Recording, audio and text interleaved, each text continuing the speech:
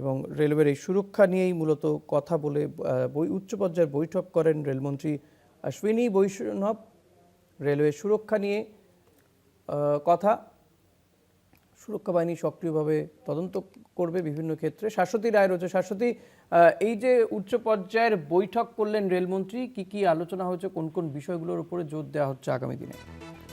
দেখো, সাম্প্রতিক দুটি অগ্নিকাণ্ডের ঘটনা ঘটে, তার মধ্যে একটি সাসারামে এবং তার সঙ্গে সঙ্গে রাজধানী এক্সপ্রেসও দেখা যায় যে একটি বগি কার্যত অগ্নিতে ভস্মীভূত হয়ে যায়। এবং কিছুদিন আগে মৈথিলী এক্সপ্রেসের মিথিলা এক্সপ্রেস, যেটি হাওড়া থেকে ছাড়ে, তার বাথরুম থেকেও দেখতে পাওয়া যায় যে ধোঁয়া বেরোতে দেখা যায়। এবং পরবর্তীকালে যখন আরপিএফ সেখানে তদন্ত প্রক্রিয়া চালায়, তখন দেখা যায় যে তার মধ্যে একটি পেট্রোলের যেটা কাপড় জ্বালিয়ে দেওয়া হয়েছিল বাথরুমের মধ্যে থেকে।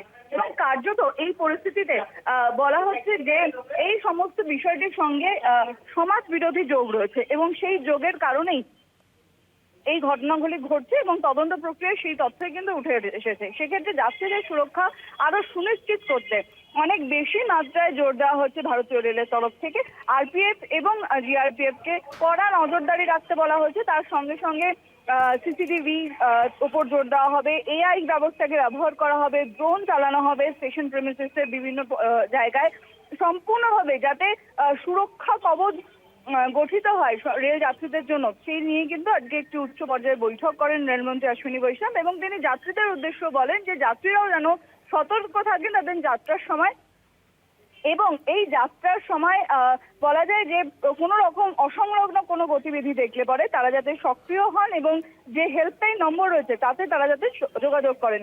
এইভাবে কোনো বড় দুর্ঘটনা বা এই ধরনের অগ্নিসংযোগ কান্ত যে সমস্ত ঘটনাগুলি আছে সেগুলির দ্রুত নিষ্পত্তি করা সম্ভব হবে বা বড় ধরনের কোনো দুর্ঘটনা এড়ানো সম্ভব হবে।